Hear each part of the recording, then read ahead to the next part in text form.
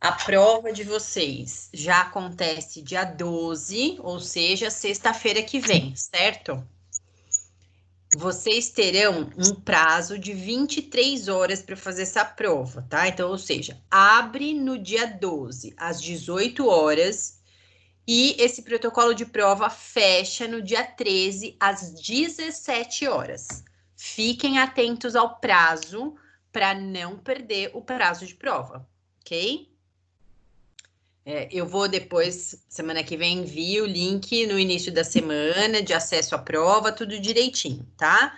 Mas já fiquem cientes que a gente já tem a prova aí a semana que vem, ok? A prova de segundo bimestre. A matéria é acumulativa, como nós já tínhamos conversado lá quando a gente ainda estava presencialmente nas primeiras aulas, né? Os nossos combinados. Então, a prova de segundo bimestre, a gente vai fazer como a disciplina como um todo. Então, todas as coisas que foram vistas por nós na disciplina são requeridas na prova, tá bom? Tudo bem? Sim. Perfeito. Professora, Oi. semana que vem é a semana das provas ou é só sexta-feira que é a sua prova? Só na sexta que é minha prova. Eles anteciparam, Silas, porque senão a gente não teria esse tempo para vocês fazerem a prova.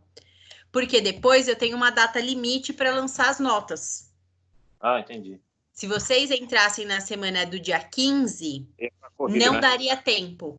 Exatamente. Então eles tiveram que puxar da sexta-feira para uma semana anterior. Porque senão a gente não teria o prazo para fazer. Não poderia deixar esse tempo aberto, entendeu? Ah. Tá bom? Hoje eu deixei para vocês também um link de uma outra atividade, tá bom? Já respondam essa atividade que também já serve para estudar para a prova, já serve para fazer uma revisão. Então tem um questionário para vocês, tá lá na unidade 1.1 o link, tá bom? O link abriu hoje. Oi. O site não tá abrindo da Anhanguera. Eita. A hora que eu entrei à tarde estava normal, Gi. Agora à noite não tá. Já 2 pessoas me falaram isso. E o meu? Tá. Mas eu deixei esse link aberto, tá? Do Tá bom. questionário. Começa hoje. Vocês vão poder começar hoje a responder. Então, quem conseguir acessar hoje, ok. Senão, vocês vão vendo uma outra data para fazer o acesso, tá? Mas eu deixei aberto hoje a partir das 8h30 da noite, 20h30. E fecha no dia 9 às 20h30. Então, tem um prazo aí para vocês, tá bom? Só não esqueçam esses prazos, que depois vocês perdem a atividade e aí não tem como repor. Tudo bem? Tudo bem, Pro. Obrigada. Nada. Então, vamos lá.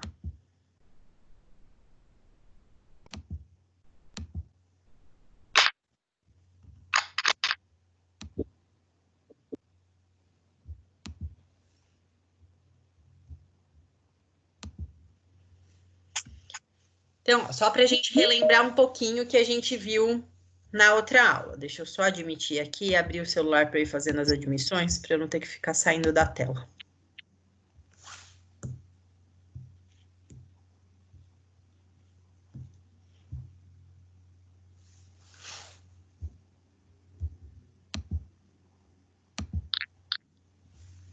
Então, para a gente relembrar aí um pouquinho, tá?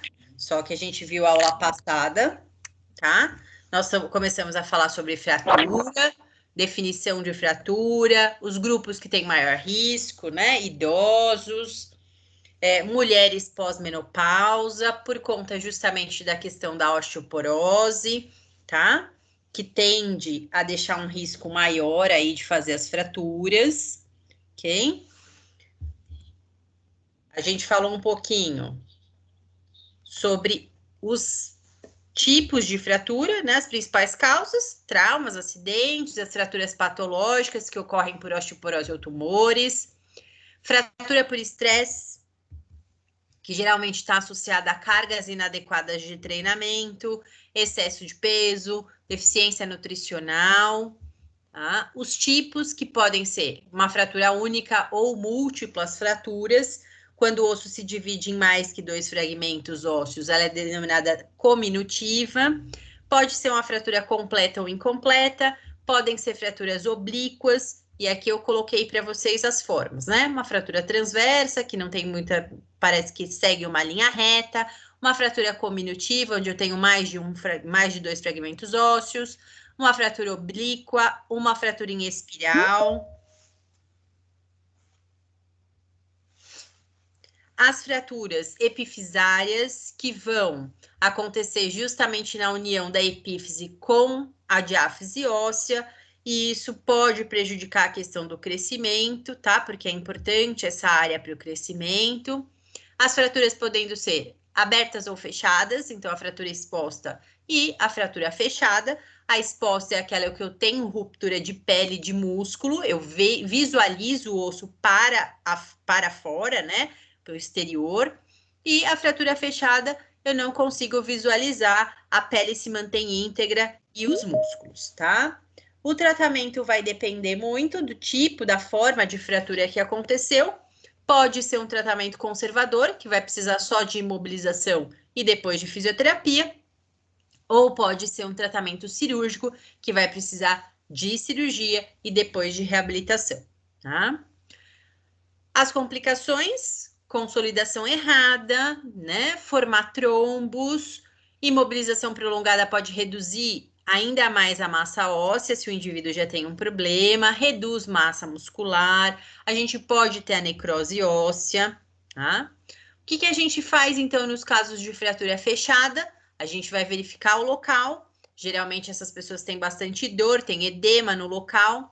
A gente chama o socorro especializado, se não houver isso rapidamente, a gente pode levar, se não for nada que você visualize que o indivíduo está em risco, você pode levar ao pronto-socorro, ao serviço especializado, realizando uma imobilização improvisada, que pode ser feito com pedaços de madeira, com papelão, com jornal, tá? Mas que eu não posso comprimir demais para evitar que pare o fluxo sanguíneo. Tá? E nós vimos alguns vídeos de como realizar essas imobilizações, né? Aqui alguns exemplos para vocês de como fazer, ó, com lençol, com tecido, é aquilo, a gente está falando de primeiros socorros, quando eu não tenho grandes recursos de tala e nem nada disso, como tem o pessoal do SAMU. A fratura exposta, quando eu tenho a exteriorização da parte óssea, tá? E geralmente aqui o que a gente faz? Coloca um pano seco em cima desse local, né? Se tiver um sangramento muito intenso, faz uma compressão para parar o sangramento. E a imobilização precisa ser feita do jeito que tá. Nem na fechada, nem na exposta, a gente deve tentar colocar o osso no lugar nunca, nunca, tá? Imobiliza e leva para o serviço especializado ou aguarda um serviço especializado chegar. Comentei com vocês sobre a questão da classificação, que está ligada principalmente à questão de contaminação, quando a ferida é pequena, do tipo 1, quando ela está entre 1 e 10 centímetros, do tipo 2, e do tipo 3, quando é maior que 10 centímetros, tá? E aí a gente começou a falar um pouquinho de torção. Então, vamos começar a partir daqui de uma maneira mais detalhada, tá bom? Então, a torção acontece quando a gente tem um movimento brusco de rotação, tá? E, em geral, ela é muito comum na região de tornozelo, tá? Por quê? Nossos pés estão sustentando o nosso peso corporal e qualquer falseamento de pisada ou pisar em um piso irregular, né? Aqui tem um exemplo para vocês em relação ao salto alto, né? Você pode torcer o pé. A maioria das vezes que isso acontece desse jeito aqui, ó, com o movimento de inversão do tornozelo, tá? E isso tem uma tendência a fazer um estiramento dos ligamentos e da área muscular. Pode romper esses ligamentos ou não, tá? Nem todo entorse terá ruptura de ligamentos, ok? Mas a gente sabe que pode acontecer, tá? Geralmente o local, ó, vai ficar bastante edemaciado, vai ficar com hematoma, né? Fica arroxeado, fica inchado e dói bastante, tá? O que a gente faz, então, quando aconteceu um entorse? Então, suponho que vocês estão lá dentro de uma aula de educação física, orientando seus alunos durante um jogo, e um aluno pisa em falso e faz um entorse de tornozelo. O que vocês podem fazer imediatamente? Não vai deixar esse aluno pisar mais, sustentar o peso em cima daquele membro que está machucado, tá? A gente vai colocar gelo imediatamente sobre o local. Você pode, se a pele da pessoa for muito sensível, colocar um tecido, uma toalha, alguma coisa para não colocar o gelo direto na pele. Por quê? O gelo pode queimar a pele. Se a pele for muito sensível, você pode ter uma queimadura pelo frio, tá? Então, a gente deixa lá, pode deixar até 20 minutinhos de gelo, manter o membro elevado para reduzir o inchaço que acontece, tá? E tem que levar para avaliação de um especialista, tá? Não adianta. Por quê? Só de olhar para a torção, eu vou saber o quê? Se teve, geralmente, rupturas de vasos sanguíneos, quando é um entorse muito importante, acontece. Então, pode ficar com hematoma, pode ficar arroxeado, tá? Ou pode apenas inchar no primeiro momento. Edemacia, fica inchado. Não tem como eu olhar apenas e dizer assim, rompeu um ligamento ou não rompeu um ligamento. Para isso, é preciso avaliação de um ortopedista, de um médico especializado, que vai fazer, além da avaliação clínica, em geral, ele pede para que sejam realizados exames complementares, como o ultrassom, para verificar se não aconteceu realmente nenhuma lesão de ligamento, tá? Quando existe apenas o estiramento do ligamento, pode ser que não haja necessidade de nada cirúrgico, por exemplo. Vai conservar, vai fazer um tratamento conservador também, vai deixar lá quietinho, imobilizado por um período. Muitas vezes já indica para ir para a fisioterapia imediatamente. A gente tem equipamentos que podem auxiliar na reabsorção do edema, na reabsorção do processo inflamatório que acaba acontecendo porque houve um estiramento, mesmo que não houve uma ruptura, tá? E aí a gente consegue auxiliar na melhora, tá?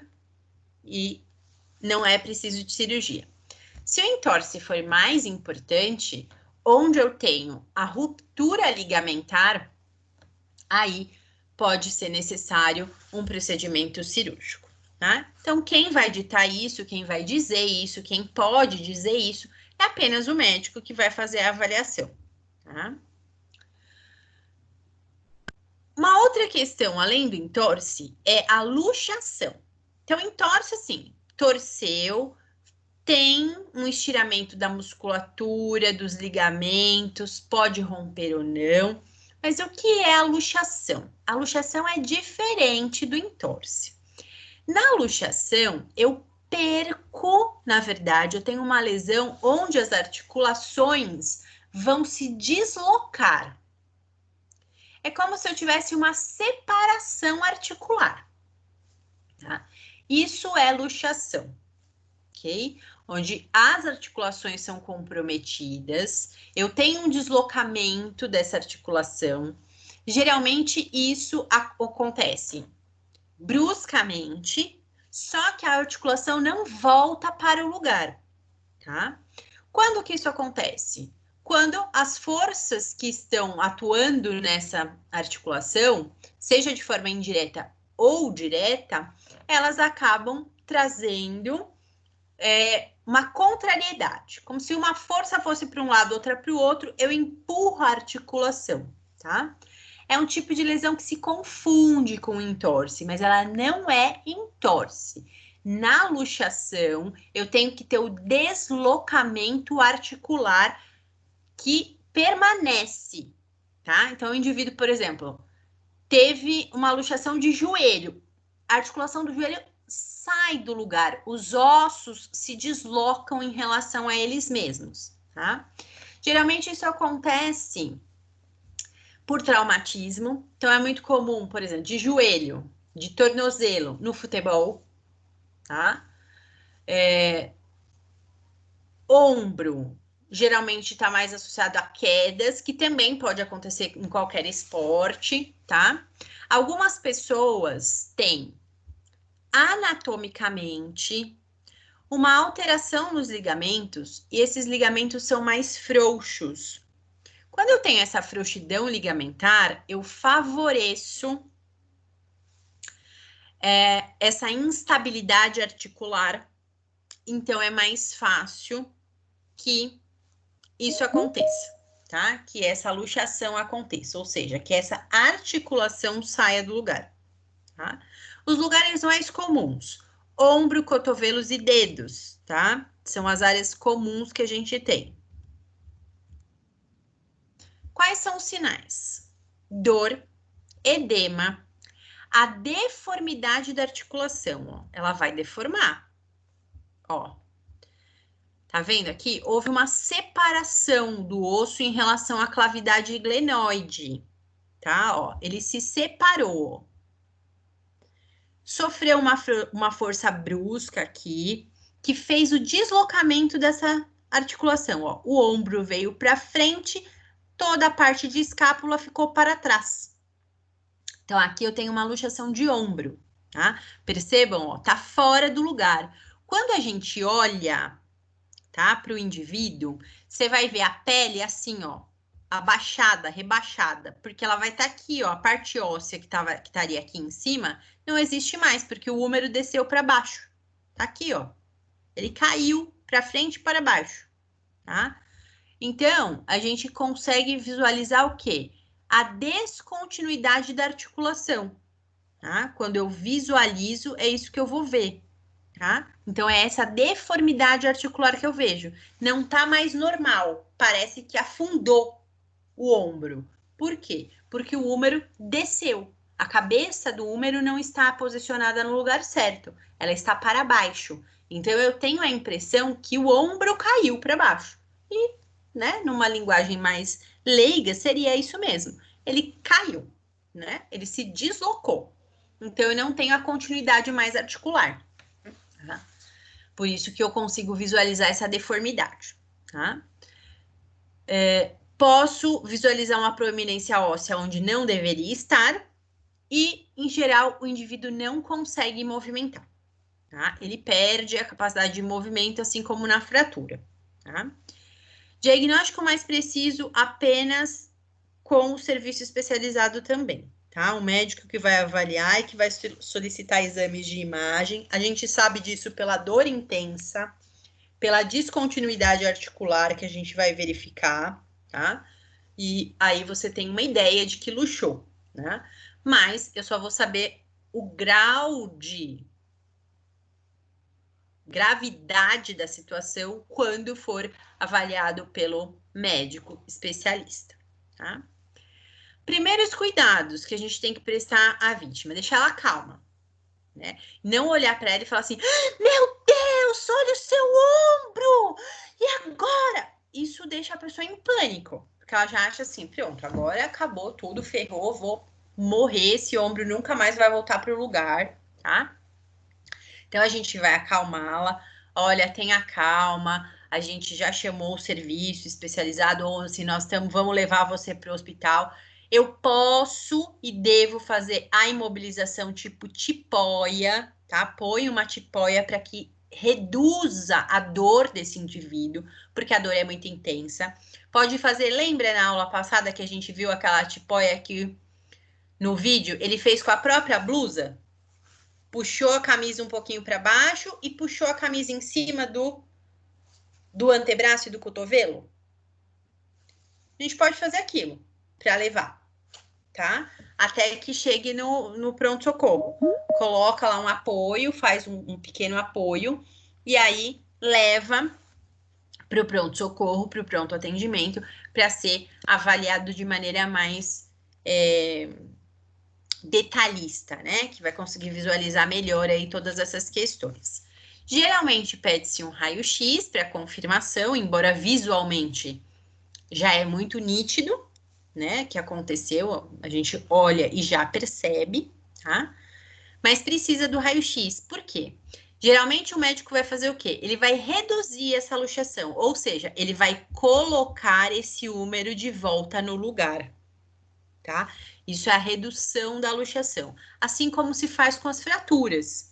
Às vezes é preciso realinhar as partes ósseas que estão fraturadas para que a consolidação aconteça de maneira correta, tá? Quem pode fazer isso? O especialista, tá? Porque essa redução pode ser feita ali mesmo, sem ter necessidade de ir para o centro cirúrgico, e pode ser necessária a redução cirúrgica, tá? Quem vai determinar isso é a gravidade da luxação ou a gravidade das fraturas que aconteceram, por exemplo, se fosse uma fratura, e o médico especialista é quem vai definir para a gente se como é que vai ser e para onde que vai ser levado e de que maneira vai ser feita essa redução, ok? Ó, cotovelo é muito comum também a luxação de cotovelo, ó, tá vendo? O cotovelo se deslocou, ó, saiu do lugar, ó. Aqui também, ó, eu tenho uma luxação e eu tenho fraturas aqui, tá? Nesse caso, eu tenho acompanhamento. Como a luxação geralmente acontece pós-trauma, todo trauma pode fraturar um osso também, tá? Então, é preciso o especialista fazer as imagens, fazer a radiografia, às vezes fazer até uma tomografia, para verificar o que tem. Se tem apenas a luxação, tem luxação mais fratura, não dá para saber só de olhar, né? De olhar, ó, o que vocês vão ver? A pele vai ficar assim, ó, o cotovelo vem aqui para trás, o pedaço do braço fica aqui caído para frente. Então, visualmente, eu consigo perceber que aquela articulação não está normal, que ela está alterada. Geralmente tem um edema associado. E a dor do indivíduo é muito intensa, tá, gente? Isso aqui deve doer horrores. Eu nunca luxei nada, graças a Deus. Mas eu imagino que para sair um osso, desconectar de outro, a dor deve ser, assim, horrenda, né? Bem importante mesmo. Então, é importante a gente entender que dói demais tudo isso, né? Esse indivíduo vai estar com dor, então a gente tem que ter paciência e tem que tentar acalmar essa vítima, né? E eu não posso também tentar colocar isso aqui no lugar, tá? Vocês já devem ter visto, alguém aqui já viu? Já devem ter visto vídeo de pessoas que têm luxação crônica de ombro.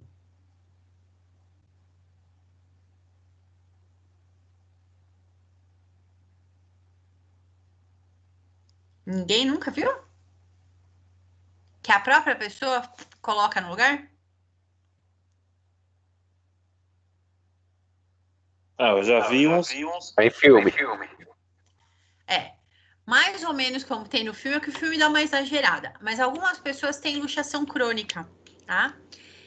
Quando isso começa a acontecer de maneira crônica, toda hora acontece, muitas vezes é indicado fazer a cirurgia, porque numa dessa, o indivíduo pode, aqui passa toda uma irrigação sanguínea, eu tenho nervos passando pela área.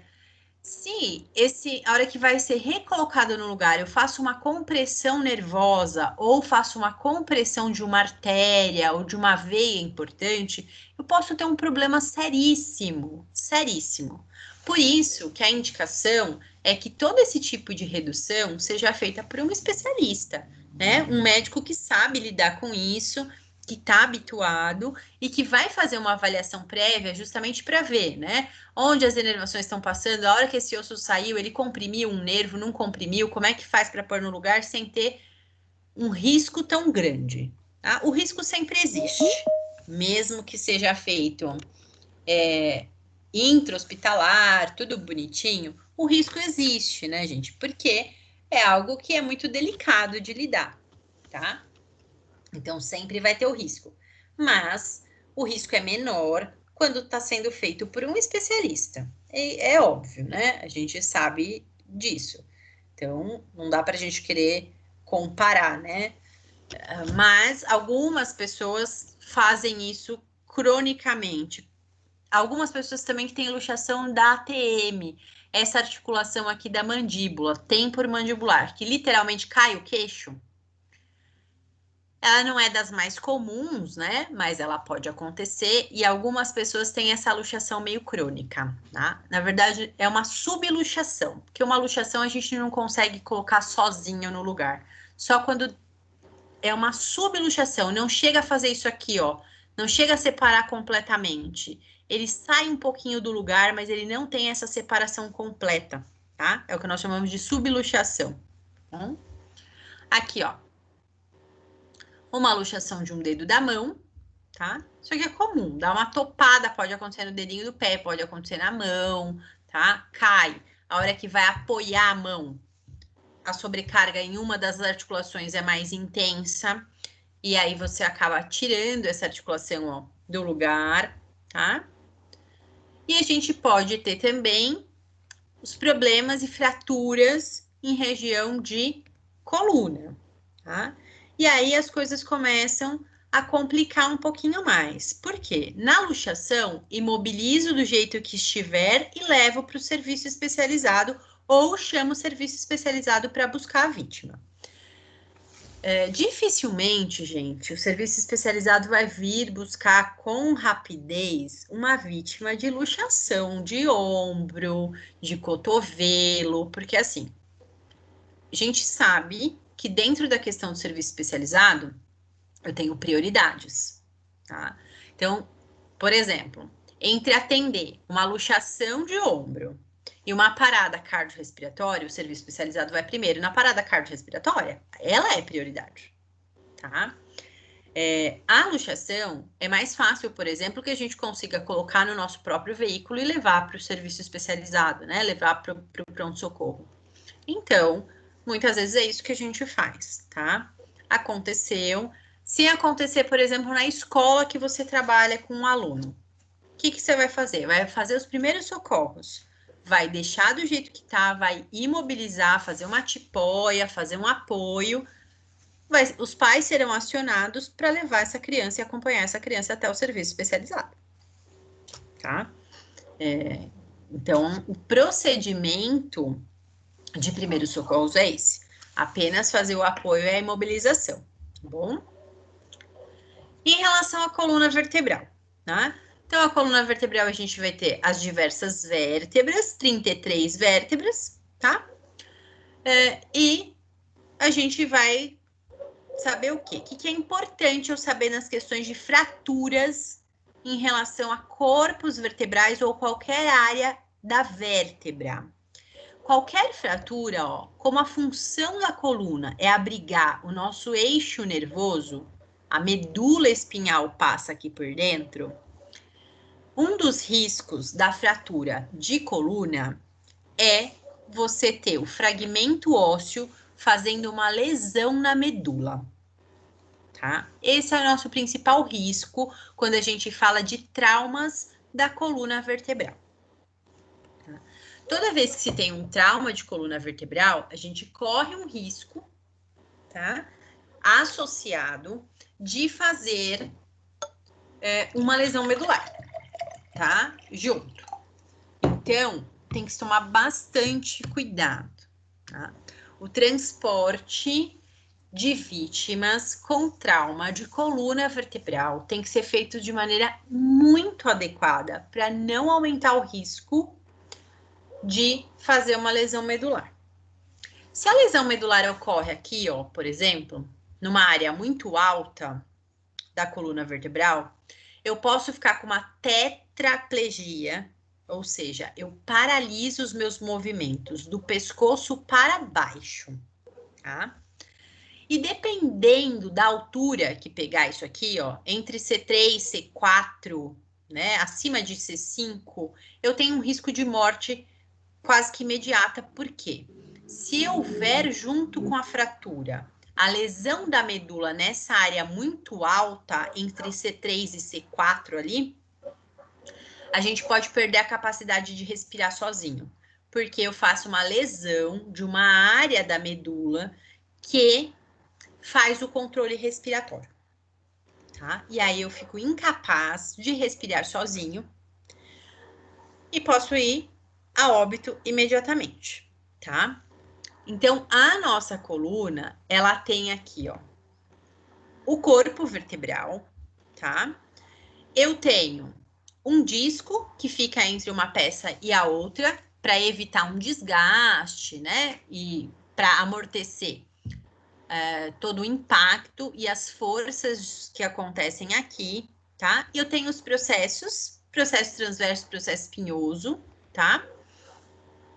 E a fratura, por exemplo, numa vértebra, pode acontecer em qualquer uma dessas áreas. No corpo vertebral, no processo transverso, tá? No processo espinhoso, aqui nos processinhos transversos. Ele pode acontecer em qualquer área, tá? Ó.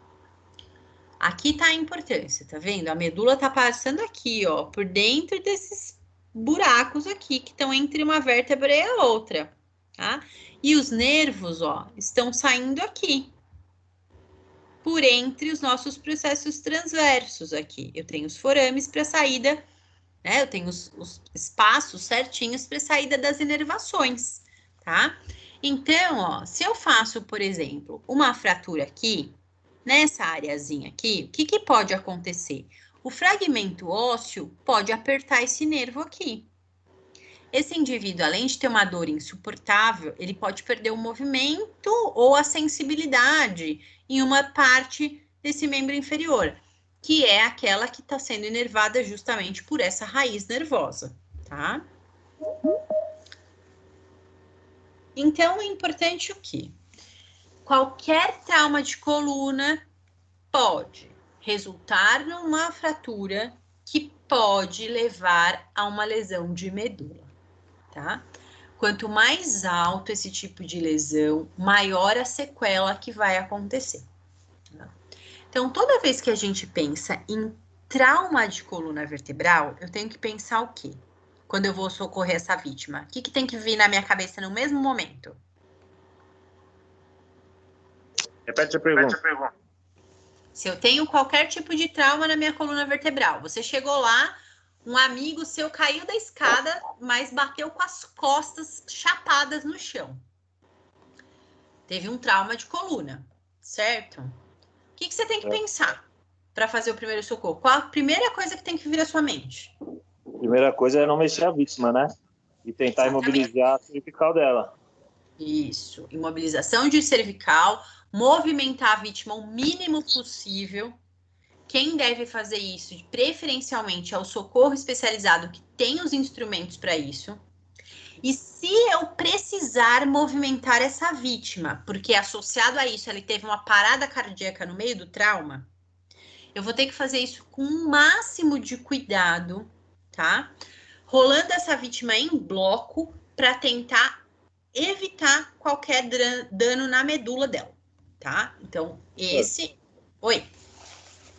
Tem até um caso, para contar rapidinho, na verdade, ele é um colega de um primo meu, que eles estavam numa chácara, ele estava dentro de uma piscina, e um outro rapaz foi pular na piscina e sem querer pulou por cima dele, né? Entendi. Bateu. Ele teve uma fratura na cervical, e não sentia nada, assim, levaram ele para o hospital de carro, né? Andando, mexendo de qualquer jeito, e acabou que ele veio a falecer, né? Por conta desse trauma aí na cervical, que aparentemente ninguém conseguiu perceber, e ele foi transportado, né? Foi levado, assim, de uma forma muito errônea aí, e acabou morrendo por causa disso, né? Sim, isso pode acontecer. Provavelmente o que deve ter acontecido nesse caso é o quê? Ele teve uma fratura incompleta, que não é aquela fratura que faz a abertura completa do osso, e conforme eles foram movimentando ele para lá e para cá e fazendo coisas, essa fratura foi terminando de abrir, e aí deve ter pressionado a região da medula fazendo essa lesão. Se é uma lesão muito alta, porque se o outro estava pulando na piscina, provavelmente o impacto foi direto na cabeça dele. Exato. Se eu tenho... Até por cima assim na cabeça, ele estava dentro da piscina e acabou que ele deve ter fraturado o pescoço, né? Exatamente. No pescoço.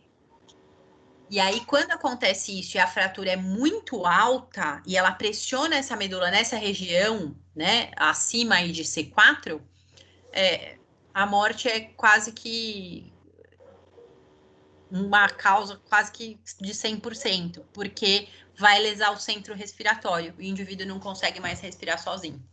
Tá? Tem um caso muito famoso disso, que é o caso daquele ator que fazia o primeiro Superman, né? Um dos atores que fez o filme do Superman, que ele teve uma queda de cavalo e ele teve uma fratura alta de cervical. Ah, ele morreu? Não, ele foi socorrido muito rapidamente. Ele tem uma condição, tinha uma condição, né? Agora já deve ter ido a óbito, mas ele tinha uma condição de vida muito favorável no sentido financeiro, então ele viveu por um longo período conectado a aparelhos de respiração mecânica, tá? Ou seja, ele não respirava sozinho, mas ele ficou o tempo inteiro conectado a aparelhos que faziam isso por ele, tá? Isso, para pobres mortais como nós, não é uma realidade, né? Se a gente tem uma fratura dessa, quem é que vai conseguir manter um ventilador mecânico em casa? Fazer uma unidade de terapia intensiva, que foi o que ele fez, em casa. Não tem condições, né, gente? É inviável. Por isso que a gente fala que a mortalidade é de praticamente 100%. Existe a possibilidade de ficar vivo? Existe se você custear todo esse tipo de equipamento, que não é fácil de custear, né? Então, infelizmente, são coisas que a gente tem que ter cuidado, porque, ó, quais são os traumas que são mais comuns? Além de acidente de trânsito, de queda, prática esportiva. Isso aqui é muito comum. Vocês já devem ter escutado 1 milhão de casos que, assim, o cara foi mergulhar e aí o lugar era muito raso, a pessoa não sabia, bateu com a cabeça, fez a fratura de cervical e ficou tetraplégico. Tá? Muito comum, tá? Em mergulho em local raso. Ferimento por arma de fogo e por facada, arma branca, né? Também é muito comum. Isso tudo, se o indivíduo sobrevive com uma lesão medular muito importante, isso gera um alto custo, inclusive para o serviço de saúde pública, né? Porque é um indivíduo que vai ficar dependente para o resto da vida, tá? Geralmente, quem é mais acometido? Homens e jovens, né? Homens jovens. Então, assim, lógico, por N coisas, né? São os que se aventuram mais, os que se arriscam mais. Em relação a ferimentos por arma de fogo também são os que brigam mais, né? Não que as mulheres não façam isso, não é essa a questão. Fazem também, né? Mas em menor proporção do que os homens, né? A testosterona às vezes fala mais alto para a questão de ficar nervoso, perder a cabeça, E partir o homem pra... é mais retardado mesmo, né, professor? Na verdade, a testosterona sobe a cabeça, né? E aí a gente tem uma população que acaba sofrendo um pouco mais com essa questão, tá? Eu me lembro de um caso que eu atendi há muitos anos atrás, nem sei se esse paciente ainda sobrevive, que ele teve uma lesão medular, ele teve uma fratura vertebral em T12, tá? Já mais baixa, né, na torácica, na região de tórax, pulando de asa delta. Quando ele foi fazer a aterrissagem, ele fez isso de maneira que não foi adequada, e aí essa coluna foi completamente virada, ele virou um V. Foi virada para trás, ele caiu de uma forma que os membros inferiores, as pernas, viraram para trás e ele fez um V. Gente, as fotos que ele mostrava pra gente do acidente, eu não cheguei a socorrer ele logo, mas ele tinha fotos, ele tinha exames de logo que aconteceu. Era uma coisa medonha, né? Ele perdeu a movimentação daquela região para baixo, mas ele preservou movimentos de membros superiores, né? Então, braços e uma parte do tronco funcionava. Então, ele conseguia se locomover de cadeira de rodas, ele conseguia se transferir da cadeira de rodas para a cama, da cama para a cadeira de rodas. ele tinha uma certa independência, digamos assim, tá? Mas ficou limitado, né? Ficou sequelado, porque ele falou que ele estava acostumado, ele sempre praticou o esporte, não era algo que ele desconhecia, né? Infelizmente é uma fatalidade, pode acontecer para todos nós. Eu não estou livre, a gente está no trânsito, de repente, num acidente de trânsito, você sofre um trauma de coluna vertebral, tem uma fratura de vértebra e você pode se tornar um lesado medular, tá? Como é que a gente sabe que a fratura vertebral acabou lesionando também a medula? Geralmente, os sintomas é a paralisia. A pessoa fala para você assim, eu não estou sentindo as minhas pernas, eu não estou sentindo os meus braços, tá? Quando ela permanece consciente, muitas vezes o relato que ela te traz é que ela perdeu a sensibilidade, tá? Existe um outro formato que é assim, pode acontecer que por conta do trauma na coluna e a fratura que aconteceu na vértebra, eu faça uma compressão na medula, tá? Mas eu não faça uma secção nessa medula. Essa medula não vai romper completamente, tá? Não vai se separar uma parte da outra. E aí, num primeiro momento, nunca é possível afirmar se esse indivíduo, só de olhar, né, na hora do acidente, porque ele perdeu, ele às vezes relata pra gente, não tô sentindo.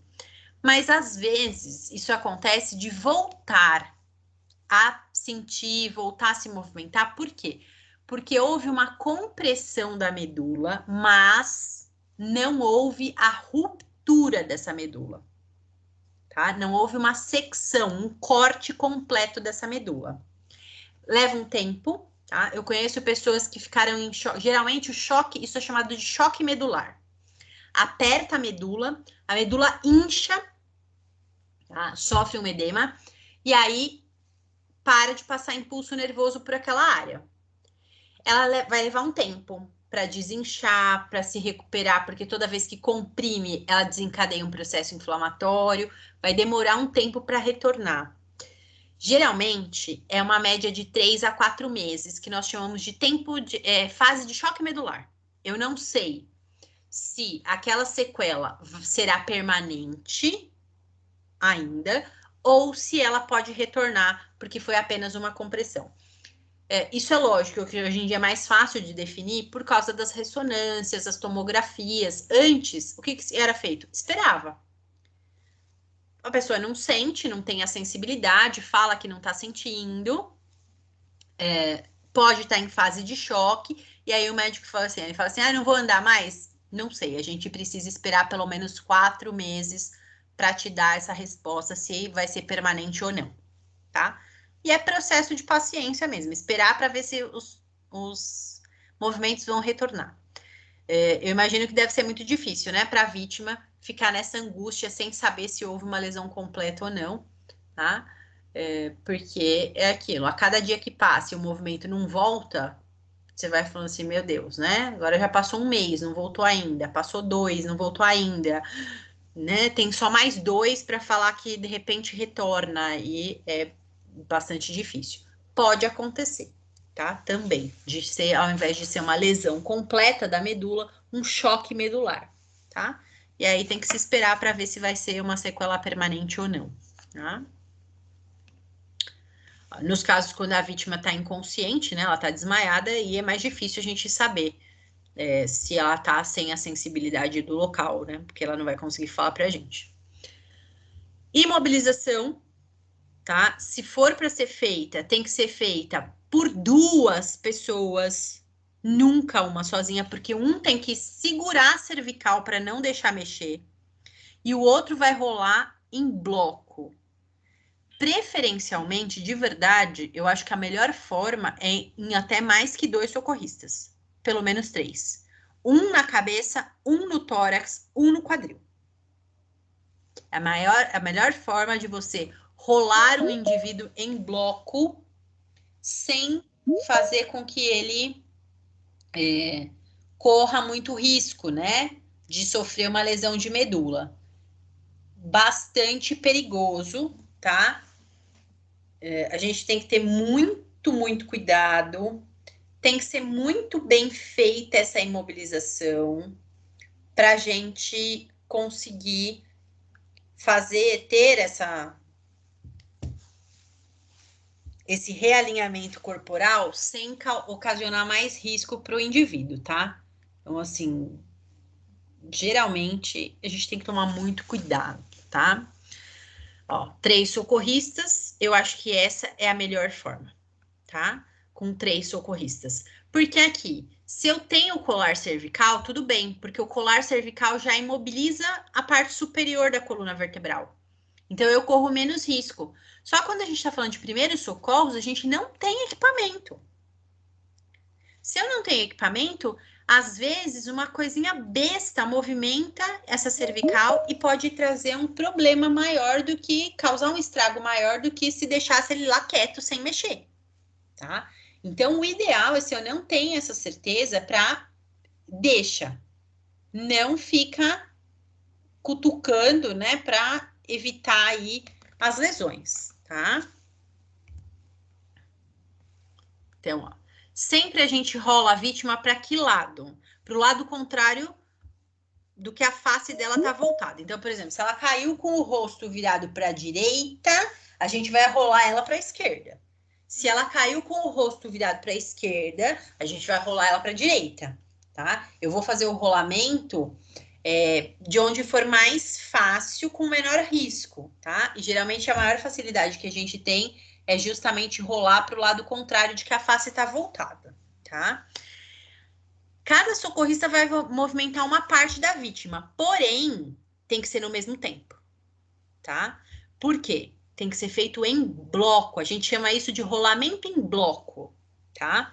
O que eu preciso fazer? Eu preciso rolar esse indivíduo em bloco, sem que a coluna dele faça uma torção. A coluna não pode rodar nesse momento.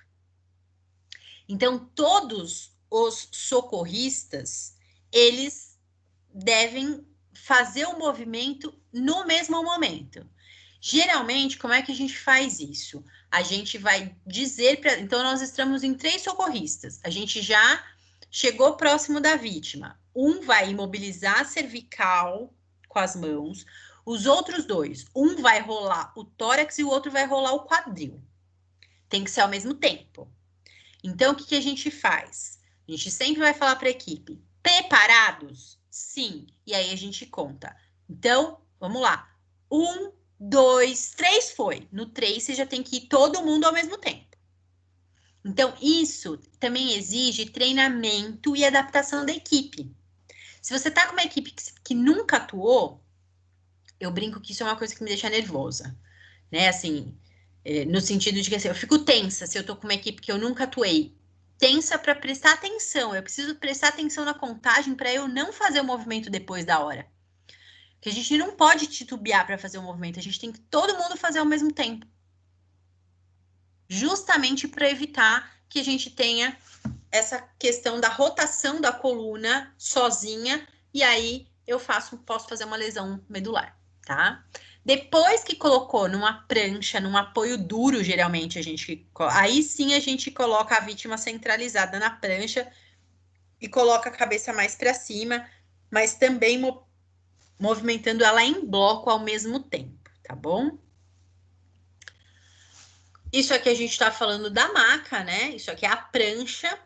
Então, por exemplo, lá na universidade a gente tem as pranchas em locais estratégicos. Então, se eu precisar colocar o indivíduo na prancha, eu tenho prancha rígida para colocá-lo, tá? Mesmo sendo só com primeiros socorros. Se eu estou passando na rua, eu tenho? Não. Eu vou movimentar? Não. Eu só vou movimentar se esse paciente tiver com risco, essa vítima tiver com risco e já tiver tendo uma parada cardíaca, eu movimento, tá? Ainda assim, se foi por trauma, eu movimento em bloco. Tá? Aí a gente pede auxílio das pessoas que estão próximas, de quem está por perto, né? E aí a gente faz isso dessa maneira. Todo mundo trabalhando em equipe, girando esse indivíduo ao mesmo tempo, tá? Ó. Então, o ideal é isso aqui. Ter o colar cervical. Depois que eles colocam o colar cervical, vocês já devem ter visto isso em socorros, né? Eles colocam essa proteção aqui, ó, para que a cabeça não se movimente de maneira nenhuma, tá? E aí passam o fitamento, ó. As tiras são essas aqui, que a gente passa na cabeça, no tórax, no quadril, nos joelhos e lá na região de tornozelo, tá?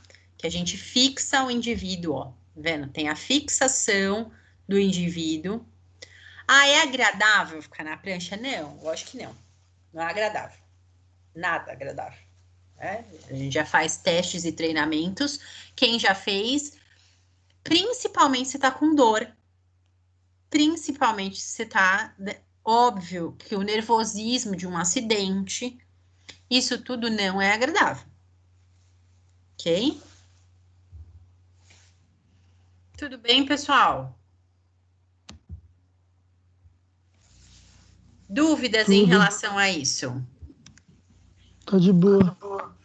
Tranquilo? Perfeito. Então, vamos lá, que eu separei algumas coisas para a gente visualizar.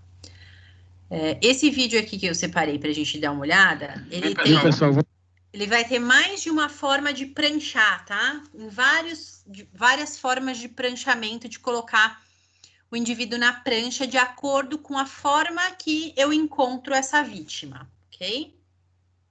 Vamos agora abordar uma vítima de pé. Então, isso é uma variação de abordagem de vítima de trauma. Em que situação que eu vou abordar uma vítima de pé? É bem rotineiro no serviço pré-hospitalar nós chegarmos para fazer o atendimento a um sinistro, a uma cena de trauma, onde houve colisão ou até mesmo capotamento, e nós encontramos a vítima deambulando no cenário do acidente. E o socorrista tem que ficar atento para isso, porque muitas das vezes passa despercebido.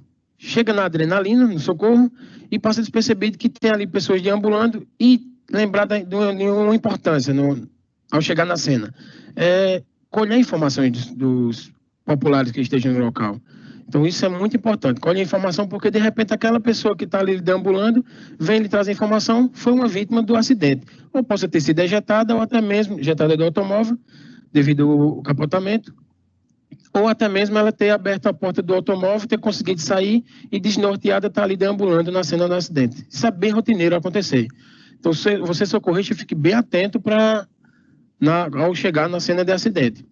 Porque nem todo mundo que esteja lá deambulando na cena vai ser populares. Muitas das vezes é uma vítima que, após o acidente, conseguiu ainda sair do veículo, até mesmo ter sido ejetada e estar deambulando na cena. Então, nós vamos aqui aprender como abordar uma vítima nessa situação. Então, pessoal, vamos lá agora fazer a abordagem à vítima de trauma que esteja deambulando na cena do acidente. Como foi dito anteriormente, isso é uma situação bem comum no serviço pré-hospitalar.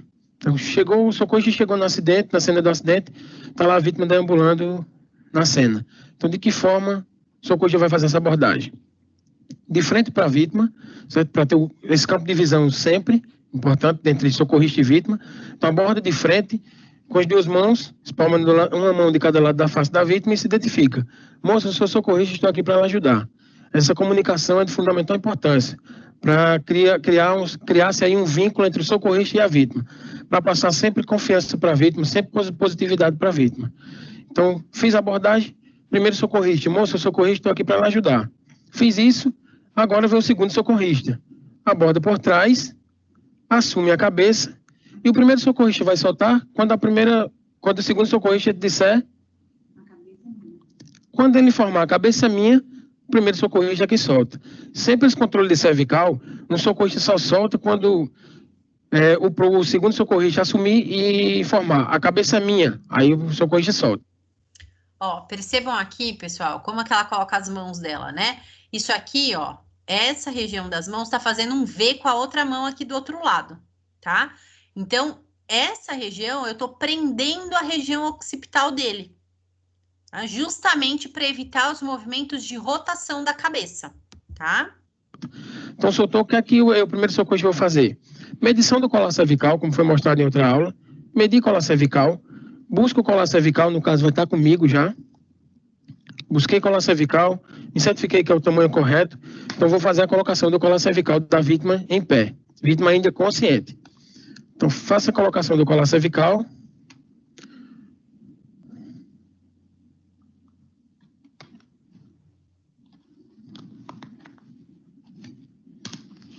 Lembrando de deixar bem firme esse colar.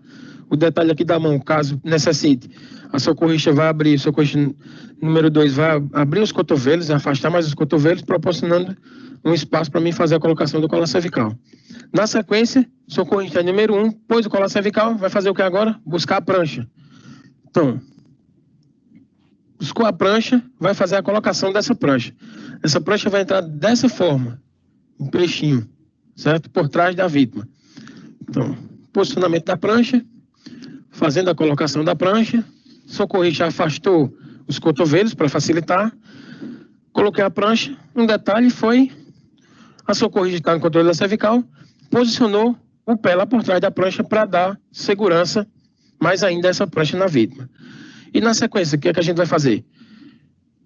Vamos posicionar em um dos lados, mão por baixo da axila da vítima, e segura lá no alto. Posiciona uma das mãos no lado da face. A segunda socorrista vai retirar uma mão. Vai se posicionar da mesma forma que eu, do outro lado. Tirando uma mão, posicionando a outra, sempre controlando a cervical. Isso. Posicionou. Nós agora vamos, em 2 passos, posicionar e deitar essa vítima na prancha. Equipe pronta? No 3, colocar a vítima no chão. 1, 2, 3. Então, vai dar um passo à frente.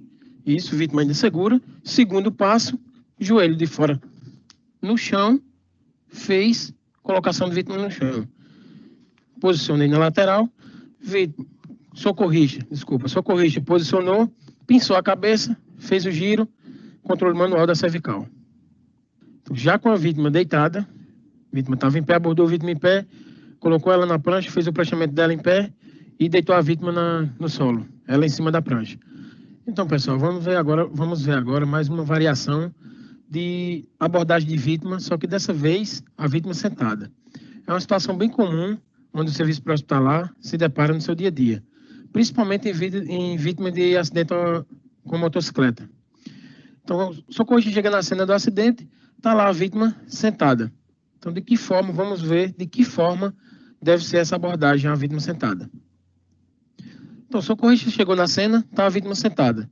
Muitas das vezes desnorteada, sem ter noção do que realmente aconteceu. A abordagem sempre de frente, para estabelecer aquele campo de visão entre socorrista e vítima. Então, abordou de frente, joelho no chão, controle de cervical e se identifica. Moça, eu sou socorrista, estou aqui para lhe ajudar. Essa verbalização é de fundamental importância. Lembrando que não só faço essa pergunta, não só me identifico, mas faço outras perguntas, tipo, o que foi que aconteceu, se ele lembra do que aconteceu na cena, qual o nome dele, e essas perguntas básicas que nós temos que estar fazendo frequentemente durante todo o atendimento, não só na abordagem, mas durante todo o atendimento até o transporte e a chegada na unidade hospitalar. Nessa hora eu vou estar avaliando já a letra D do ABC-DE do trauma, que é o nível de consciência da vítima. Então, abordou de frente, se identifica e inicia a verbalização com a vítima. Primeiro socorrista fez isso. Segundo socorrista, aborda por trás e vai fazer o controle cervical. Fez o controle cervical, a socorrista informou, cabeça minha. Então, essa hora eu solto a cabeça da vítima, priorizando sempre a cervical, então essa hora que eu solto. O detalhe aqui da socorrista, ela posicionou uma das pernas dela, um joelho no chão e o outro elevado, dando segurança aqui no dorso da vítima. Vítima sentada, dando segurança, a vítima estava em via pública, então ela está proporcionando a segurança a essa vítima. Na sequência, o que é que eu faço? O socorrista faz medição do colar cervical, se certifica do tamanho, busca o colar cervical, certificou o tamanho correto, vai fazer a colocação desse colar cervical.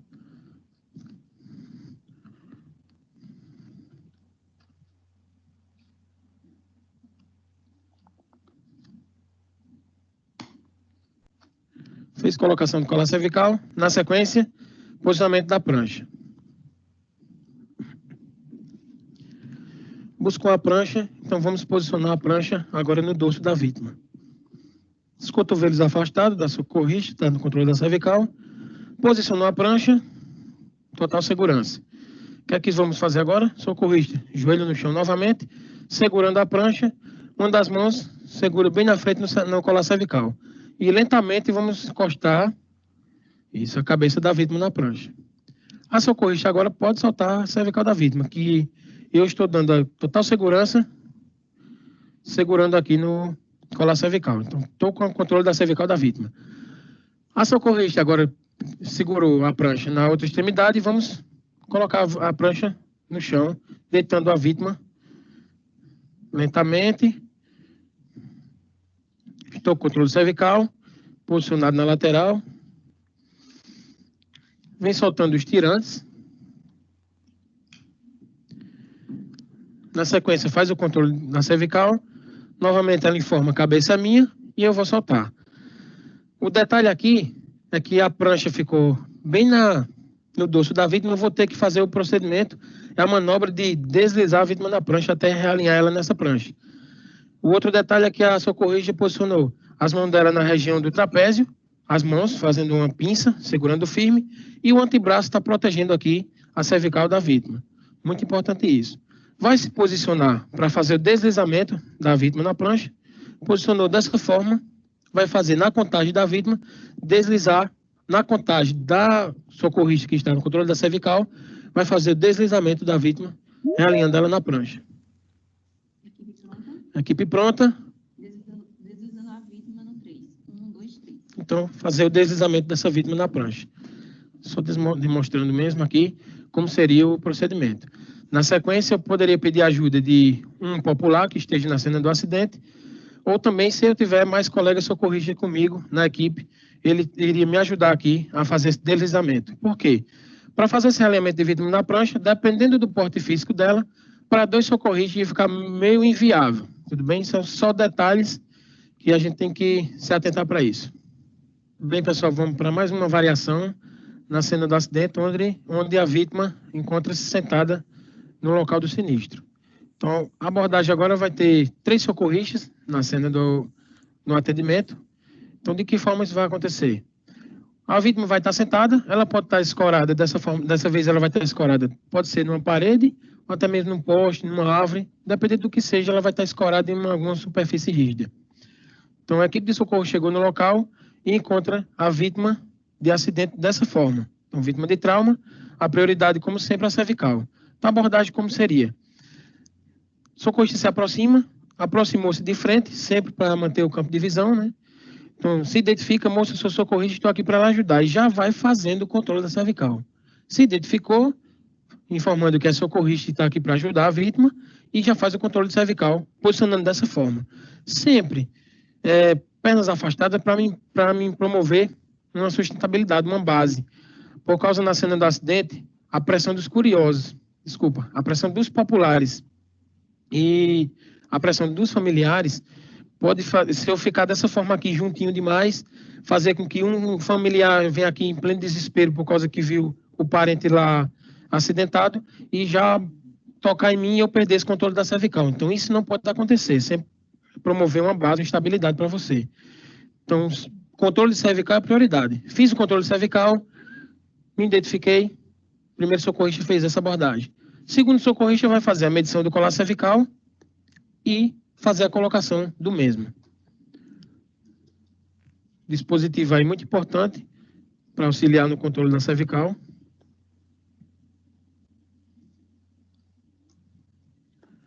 Fez a colocação do colar cervical, vai posicionar as mãos agora no dorso da vítima, anterior e posterior. Fez o posicionamento no tórax. Terceiro socorrista vai se posicionar de joelho na parte inferior da vítima. Juntou os membros. Na contagem da cabeça, no caso, na minha contagem, nós vamos afastar a vítima para frente. A equipe pronta? A equipe pronta. 1, 2, 3. Afastou a vítima para frente. 1, 2, 3. Isso. Mais uma vez. 1, 2, 3. Isso. Deslocou a vítima para frente.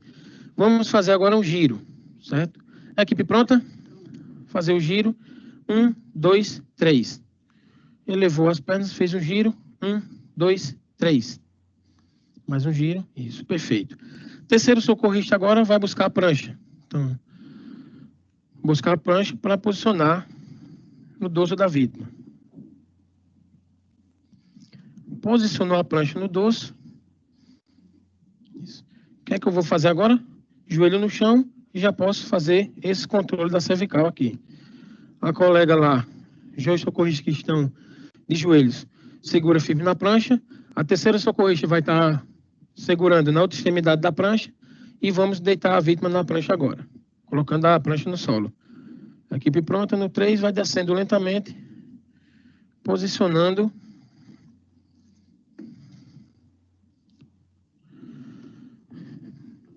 Sempre o controle da cervical foi mantido, dá para ser observado isso. Agora, o que é que vai fazer? Vamos proceder agora. A terceira socorrista vai fazer o controle da cervical agora. Vem abrindo os tirantes, posicionado de joelho em cima da prancha.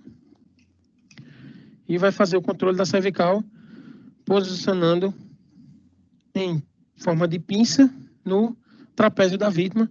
E o antebraço vai estar aqui, também proporcionando a segurança na cervical. Nessa hora, os outros dois socorristas vão se posicionar, um na região do tórax, posicionando as mãos no ombro da vítima, por baixo, isso, segurando firme, e o outro socorrista na região da pelve, para que alinhe essa vítima na prancha, arrastando ela, deslizando ela na prancha, até deixar ela toda por igual, alinhada na prancha, e daí o fechamento dos tirantes.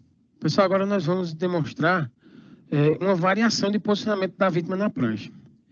Nós vamos utilizar aqui a manobra chamada cavaleira. Então, em que situação é utilizada essa manobra? Temos duas situações para se utilizar no pré-hospitalar. Uma seria suspeita de lesão de pelve, de quadril, e a outra em um espaço confinado, o qual não permite o espaço confinado que o socorrista se posicione na lateral da vítima para promover os rolamentos de 90 ou de 180 graus. E na indicação de lesão de pelve, é que se evita se fazer o rolamento dessa vítima para não causar mais pressão ainda nessa suspeita dessa lesão. Então, é indicado no pré-hospitalar fazer essa manobra cavaleira em vítima com lesão de pelve, suspeita de lesão de pelve, como também uma vítima no espaço confinado. Então, aqui a gente vai demonstrar uma situação, uma técnica da cavaleira, que existem outras. Requer mais profissionais presentes na cena. Então, enquanto 3 profissionais, de que forma poderíamos executar essa manobra? Então, a colega vai estar no controle da cervical. O outro colega aqui, no caso, voluntário, que veio, estava na cena do ocorrido e nós precisamos de mais um auxílio. Então, nós o chamamos para nos ajudar. O posicionamento vai ser dessa forma. Posicionou, vai fazer a pegada no ombro da vítima, no segundo socorrista, no caso ele, o colega aqui, e eu vou fazer posicionamento com as mãos no quadril da vítima. No contagem quem está na controle cervical, a gente vai exercer a técnica.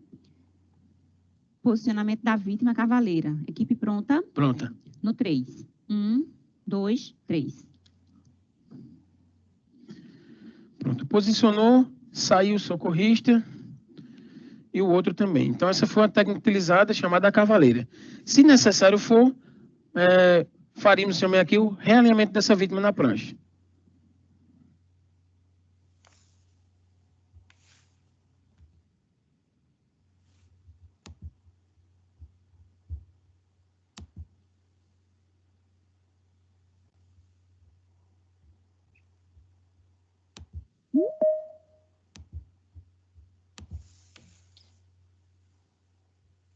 Pessoal, percebam o seguinte, toda vez que ele colocou, né, as questões ali de como posicionar a vítima, de como fazer, quem comanda sempre, tá? Então, dentro de uma equipe, isso é extremamente importante, a gente entender.